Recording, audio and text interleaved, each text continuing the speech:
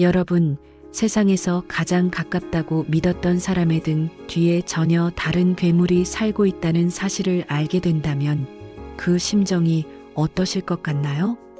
저는 오늘 평생을 바쳐 지켜온 제 가정이 얼마나 허망한 모래성이었는지, 그리고 그 성을 허물어뜨린 남편의 추악한 가면을 여러분 앞에 낱낱이 고발하려고 합니다.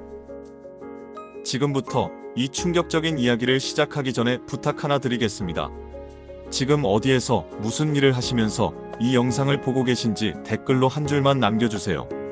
그리고 구독과 좋아요는 이런 이야기를 계속 전해드릴 수 있는 가장 큰 힘이 됩니다.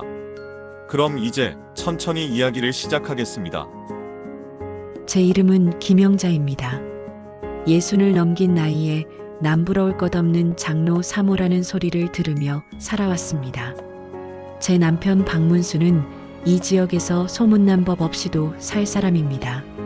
새벽 기도는 한 번도 빠진 적이 없고, 시장에서 나무를 파는 할머니들에게도 늘 고개를 숙여 인사하는 인자한 사람이었습니다.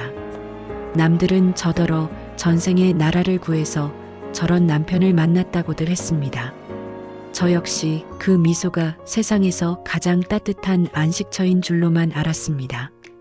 그런데 그 인자한 미소 뒤에 독사 같은 이빨이 숨겨져 있을 줄은 꿈에도 몰랐습니다. 사건의 시작은 아주 사소한 일이었습니다. 남편이 교구 모임에 간다며 집을 비운 어느 화요일 저녁이었습니다. 집안일을 마치고 평소라면 결코 열어보지 않았을 남편의 깊숙한 옷장 안쪽에서 이상한 냄새가 났습니다. 눅눅한 곰팡이 냄새도 아니고, 그렇다고 나프탈렌 냄새도 아니었습니다. 진한분 냄새와 코를 찌르는 저렴한 장미 향수 냄새가 옷장 틈새로 흘러나오고 있었습니다. 저는 단순히 남편이 누구에게 선물을 받았나 싶어 옷장 깊은 곳에 손을 집어넣어 뒤적거렸습니다. 손끝에 잡힌 것은 바스락거리는 검은 비닐봉지였습니다. 겹겹이 꽁꽁 쌓인 커다란 상자가 그 안에서 나왔습니다. 상자를 여는 순간 제 심장은 발끝까지 툭 떨어지는 것 같았습니다. 그 안에는 화려하다 못해 눈이 시린 꽃무늬 원피스와 가슴 패드, 그리고 길게 늘어진 금발 가발이 들어 있었습니다. 그것뿐만이 아니었습니다. 화장대에서도 본 적 없는 진한 색조 화장품들과 인조 속눈썹들이 즐비했습니다. 35년을 함께 산 남편의 옷장에서 이런 것들이 나오리라고는 상상조차 할 수 없었습니다. 손이 덜덜 떨렸습니다. 설마 우리 남편이? 아니겠지, 아닐 거야. 스스로를 다독이며 상자 밑바닥을 훑었습니다. 그곳에서 발견한 것은 더 가관이었습니다. 남편의 이름으로 된 수억 원대의 사채 빚 독촉장이 뭉텅이로 쏟아져 나왔습니다. 담보로는 우리가 평생을 모아 마련한 이 집이 잡혀 있었습니다. 이미 여러 차례 경고장이 날아왔음에도 남편은 저를 완벽하게 속여왔던 것입니다. 순간 머릿속이 하얘지며 숨이 턱 막혔습니다. 35년 동안 제가 알고 있던 박문수라는 남자는 대체 누구였을까요?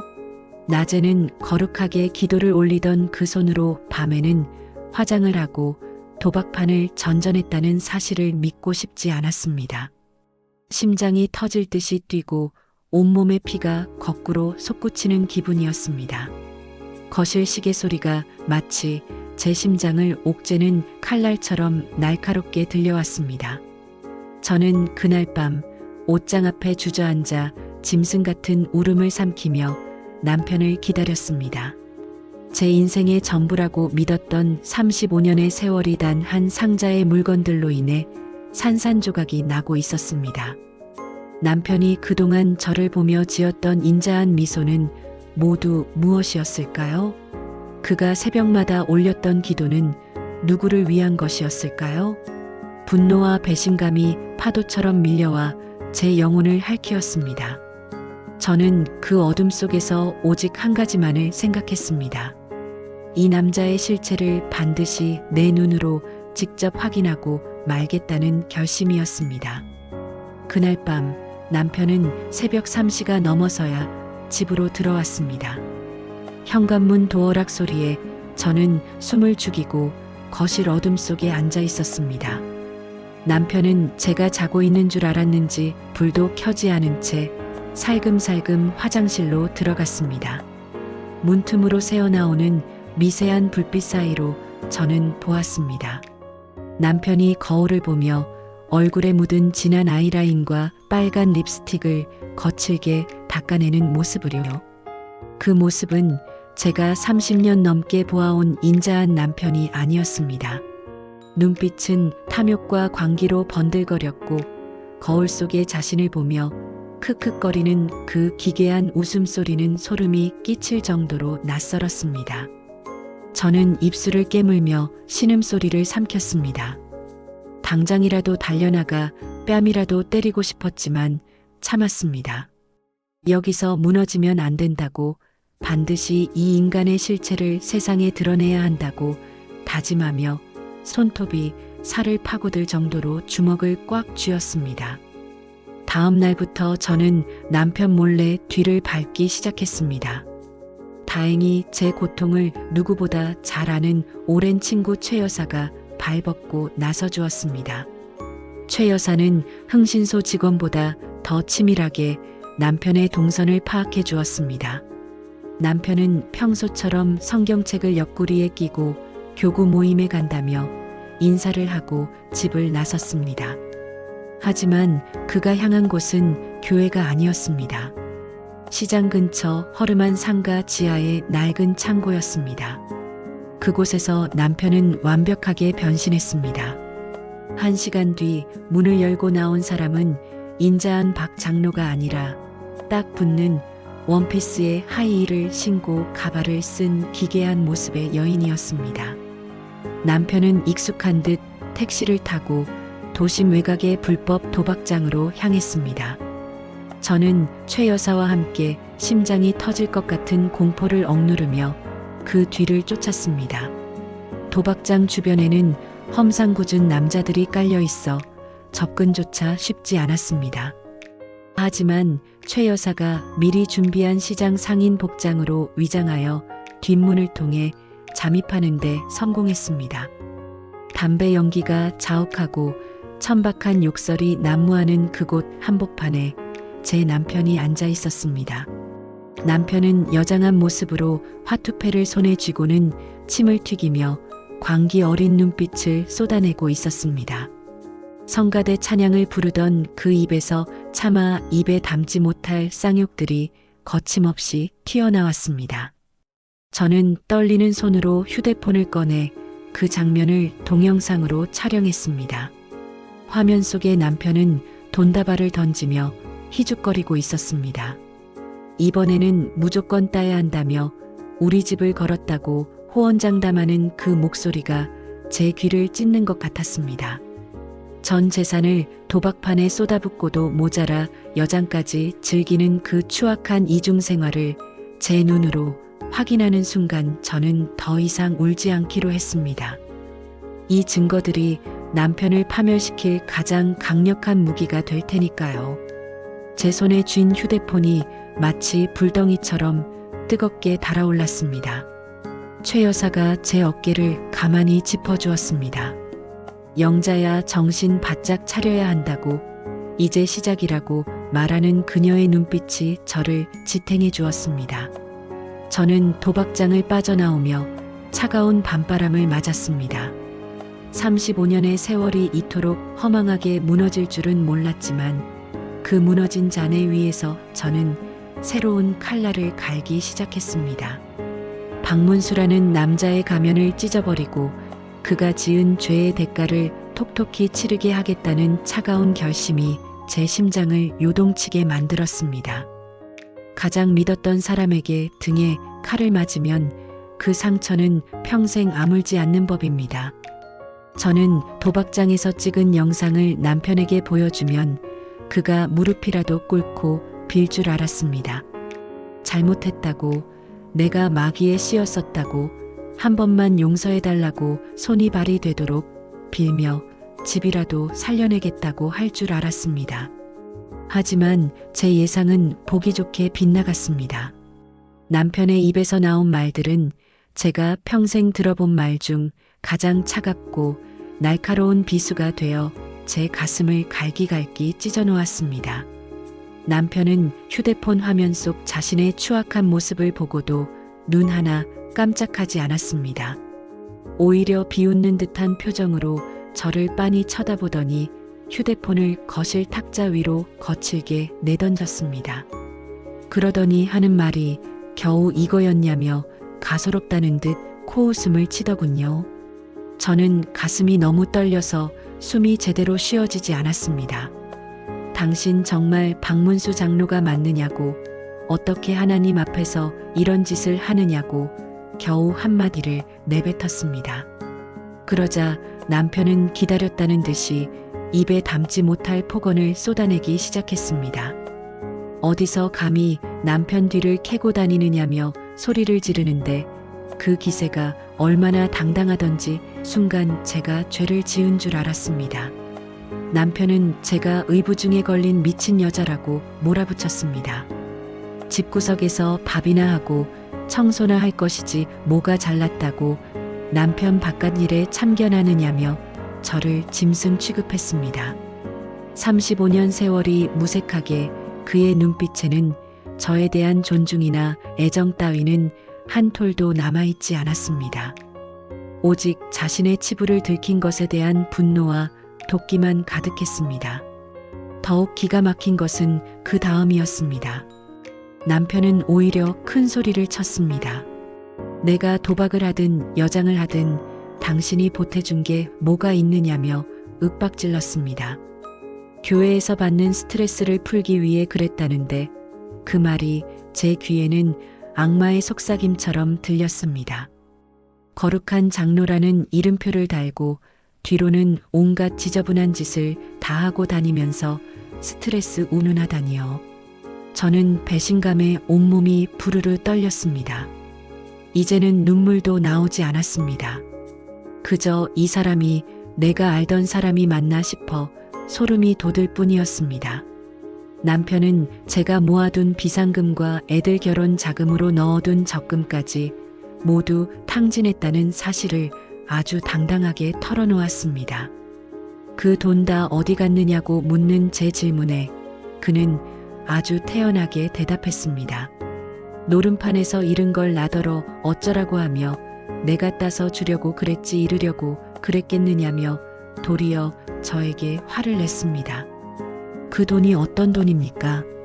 제가 자식들 뒷바라지하고 노후에 남편이랑 편안하게 지내려고 먹고 싶은 거 안 먹고 입고 싶은 거 안 입으며 모은 피 같은 돈입니다. 그는 제 영혼까지 탈탈 털어버리고도 모자라 저를 모욕했습니다. 당신같이 재미없는 여자랑 사느라 내 인생이 이렇게 망가진 거라며 제 가슴에 대못을 박았습니다. 화장하고 예쁜 옷 입은 모습이 당신보다 100배는 낫다며 낄낄거리는 그 웃음소리가 거실 가득 울려 퍼질 때 저는 깨달았습니다.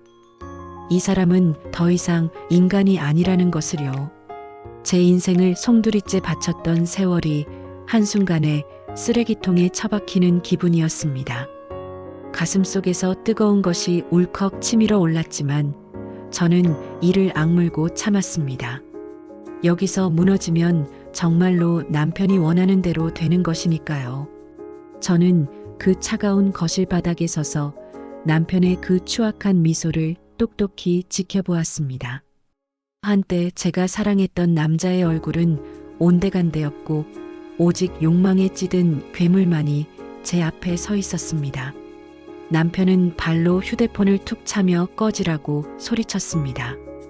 저는 아무 말 없이 휴대폰을 집어들고 방으로 들어왔습니다. 문을 잠그고 어둠 속에 앉아 있자니 그동안 제가 지켜왔던 가정이 얼마나 헛된 것이었는지 뼈저리게 느껴졌습니다. 하지만 이제 슬픔은 끝났습니다. 오직 그를 향한 서늘한 복수만이 제 남은 삶의 이유가 되었습니다. 빨간 딱지가 현관문에 붙는 날, 제 세상은 완전히 무너져 내렸습니다. 남편의 도박빚은 제가 상상했던 것보다 훨씬 컸습니다. 집을 담보로 잡힌 것도 모자라 여기저기 제 상금융권 사채까지 끌어다 쓴 모양이었습니다. 법원에서 사람들이 들이닥쳐 평생 닦고 아꼈던 가구며 가전제품에 딱지를 붙이는데 그 모습이 마치 제 인생에 사형 선고를 내리는 것 같았습니다. 그런데도 남편은 미안해하기는커녕 저를 협박하기 시작했습니다. 남편은 이제 본색을 완전히 드러냈습니다. 어차피 이렇게 된 거 갈라서자며 이혼 서류를 제 앞에 던졌습니다. 하지만 조건이 있었습니다. 위자료는커녕 한 푼도 줄 수 없으니 몸만 나가라는 것이었습니다. 기가 막혀서 헛웃음이 나왔습니다.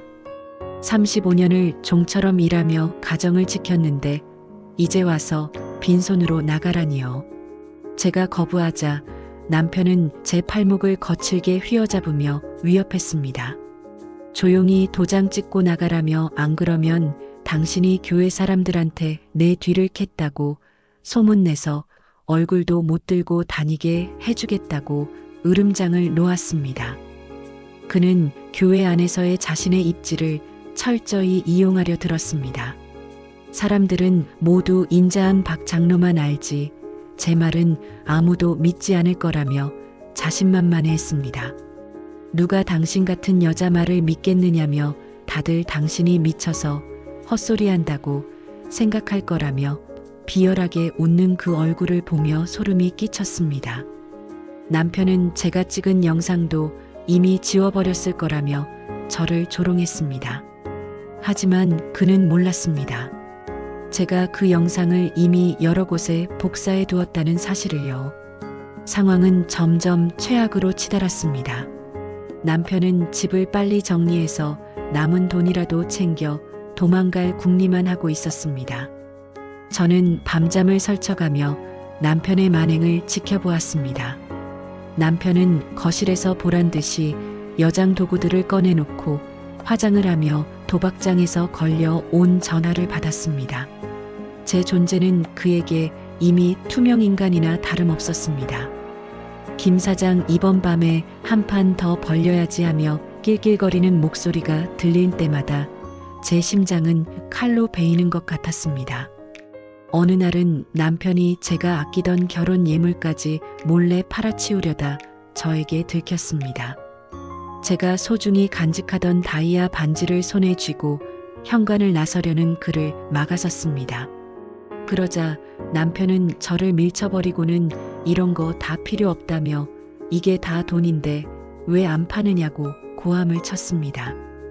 바닥에 넘어진 제 무릎에서 피가 배어 나왔지만 남편은 뒤도 돌아보지 않고 문을 박차고 나갔습니다. 그 뒷모습을 보며 저는 결심했습니다. 이 괴물 같은 인간을 무너뜨리기 위해 제가 가진 모든 것을 걸기로 말입니다. 이제 더 이상 물러설 곳은 없었습니다. 집은 압류되었고 명예는 바닥에 떨어졌으며 남편이라는 사람은 악마가 되었습니다. 저는 떨리는 손으로 최 여사에게 전화를 걸었습니다. 이제 시작해야겠다고 더 이상은 못 참는다고 말하는 제 목소리는 낮고 차분했지만 그 안에는 서슬퍼런 복수의 칼날이 서려 있었습니다. 남편이 가장 소중하게 생각하는 그 가짜 명예와 지위를 가장 화려한 순간에 무너뜨려 주겠다고 다짐하며 저는 어둠 속에서 조용히 때를 기다렸습니다. 무릎의 상처에서 흐르는 피가 거실 바닥을 적셨지만 저는 아픈 줄도 몰랐습니다. 그저 차갑게 식어가는 가슴으로 남편이 돌아올 현관문을 노려볼 뿐이었습니다. 35년의 헌신에 대한 대가가 이런 것이라면 저는 기꺼이 그가 만든 지옥 속으로 함께 걸어 들어가겠습니다. 하지만 마지막에 그 불길 속에서 타 죽는 것은 제가 아니라 박문수 당신이 될 것입니다. 저는 밤새도록 휴대폰 속의 영상을 확인하고 또 확인하며 그가 가장 찬란하게 빛날 순간에 가장 처참하게 바닥으로 떨어뜨릴 계획을 세웠습니다. 용서라는 미명 아래 가해자의 죄를 덮어주는 것이 얼마나 큰 죄악인지 저는 이제야 깨달았습니다. 저는 더 이상 박문수의 아내로 죽어가는 대신 박문수의 실체를 세상에 알리는 고발자가 되기로 결심했습니다. 마침 남편이 그토록 공을 들이던 지역교회 연합총회가 다가오고 있었습니다. 남편은 그날 자신이 모범 장로상을 받을 것이라며 들떠 있었고, 저는 그날이 그의 가면이 조각조각 부서지는 날이 될 것임을 확신했습니다. 총회 당일 수백 명의 교인이 모인 강당은 활기로 가득했습니다. 박문수는 가장 깨끗하게 다린 정장을 입고 거룩한 미소를 지으며 사람들 사이를 누볐습니다. 그 위선적인 미소를 볼 때마다 제 속은 뒤집어지는 것 같았지만 저는 가방 속에 숨겨둔 USB를 꽉 쥐며 평정심을 유지했습니다. 제 손바닥은 땀으로 축축하게 젖어 있었고 심장은 마치 금방이라도 터져나갈 듯이 요동쳤습니다. 최 여사는 미리 약속한 대로 방송실 근처에서 제 신호를 기다리고 있었습니다. 드디어 남편의 이름이 호명되고 그가 단상 위로 당당하게 올라갔습니다. 박수 소리가 터져 나오는 순간 저는 방송실로 달려가 영상을 재생했습니다. 갑자기 강당의 대형 화면이 번쩍이더니 화려한 꽃무늬 원피스를 입고 금발 가발을 쓴 남편의 추악한 모습이 나타났습니다. 도박판에서 돈다발을 흔들며 상스러운 욕설을 내뱉는 그의 모습이 고스란히 생중계되었습니다. 장내에는 찬물을 끼얹은 듯한 정적이 흘렀고 이내 수군거리는 소리가 파도처럼 밀려왔습니다. 단상 위에 서 있던 박문수의 안색은 순식간에 잿빛으로 변했습니다. 그는 어쩔 줄 몰라 하며 소리를 질렀지만 이미 늦었습니다. 그때 제가 미리 제보했던 경찰들이 강당 안으로 들이닥쳤습니다. 남편이 드나들던 불법 도박장이 단속되면서 그가 상습 도박 및 사기 혐의로 체포영장이 발부된 상태였습니다. 수많은 사람의 야유와 비난 속에서 박문수는 수갑이 채워진 채 비참하게 끌려나갔습니다. 그는 저를 보며 악을 썼지만 저는 흔들림 없이 그를 쳐다보았습니다. 제 가슴 속에서 35년간 쌓여온 응어리가 비로소 시원하게 씻겨 내려가는 기분이었습니다.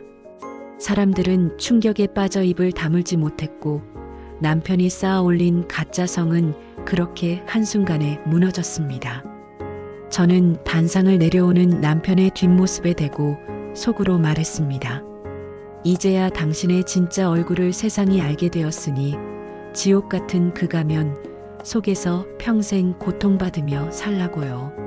그가 끌려나간 자리에 남은 것은 수치와 오욕뿐이었고 저는 그제야 깊은 숨을 내쉴 수 있었습니다. 강당을 빠져나오는 저에게 수많은 시선이 꽂혔습니다. 동정어린 시선도 있었고 놀라움에 가득 찬 시선도 있었습니다. 하지만 저는 그 어느 때보다 당당하게 고개를 들었습니다. 장로 3호라는 껍데기를 벗어던지고 김영자라는 이름으로 세상에 처음 발을 내딛는 순간이었기 때문입니다. 최 여사가 밖에서 기다리다 저를 꼭 안아주었습니다. 고생했다고 정말 잘했다고 말해주는 그녀의 품 안에서 저는 처음으로 참아왔던 뜨거운 눈물을 흘렸습니다. 그것은 슬픔의 눈물이 아니라 새롭게 시작하는 저를 향한 축복의 눈물이었습니다. 껍데기뿐이었던 35년 세월을 뒤로하고 저는 이제 진짜 제 이름을 찾으러 떠납니다. 법원 앞에서 이혼 서류를 마주했을 때 제 마음은 의외로 담담했습니다. 집은 비록 사채 빚으로 넘어갔지만 제 마음만은 그 어느 때보다 가벼웠습니다. 빨간 딱지가 붙은 가구들을 뒤로하고 작은 가방 하나만 챙겨 집을 나왔습니다. 대문을 나서는 순간 불어오는 바람이 마치 제 새로운 인생을 축복해주는 것 같아 저도 모르게 입가에 미소가 번졌습니다. 박문수는 감옥에서조차 저를 원망하는 편지를 보내왔습니다. 하지만 저는 그 편지를 읽지도 않고 불태워버렸습니다. 그가 지은 죄의 무게를 온전히 스스로 짊어지길 바랄 뿐입니다. 저는 이제 최 여사가 운영하는 작은 반찬 가게에서 일을 돕기 시작했습니다. 제 손으로 직접 번 돈으로 소박한 밥상을 차리고 아무에게도 간섭받지 않는 평온한 저녁을 보내는 이 소소한 행복이 얼마나 귀한 것인지 예전에는 미처 알지 못했습니다. 어르신들, 혹시 지금 누군가의 배신으로 밤잠을 설치고 계신가요? 나만 참으면 가정이 평안할 거라는 생각에 스스로를 갉아먹고 계시지는 않나요? 제가 겪어보니 참는 것이 능사가 아니었습니다. 가짜 평화를 지키기 위해 내 영혼을 죽이는 일은 이제 그만두셨으면 좋겠습니다. 늦었다고 생각할 때가 가장 빠른 때라는 말처럼 60이 넘은 저도 이렇게 다시 시작하고 있습니다. 우리는 충분히 사랑받을 자격이 있고 우리 자신의 이름으로 당당하게 살아갈 권리가 있습니다. 이제야 저는 거울 속에 비친 제 얼굴을 가만히 들여다봅니다. 눈가의 주름은 깊어졌지만 눈빛만은 그 어느 때보다 맑고 형형하게 빛나고 있습니다. 박문수의 아내가 아닌 김영자라는 사람으로 살아갈 앞으로의 날들이 설레기까지 합니다. 긴 터널을 지나 비로소 마주한 태양빛이 제 온몸을 따스하게 감싸 안아줍니다. 여러분도 부디 용기를 내어 여러분만의 빛을 찾으시길 진심으로 응원하겠습니다. 여기까지 들어주셔서 정말 감사합니다. 이 스토리를 듣고 조금이라도 용기를 얻으신 분이 계시다면 기쁘겠습니다. 구독과 좋아요는 사랑의 또 다른 표현입니다. 그럼 다음 이야기에서 다시 뵙겠습니다. 좋은 하루 보내세요.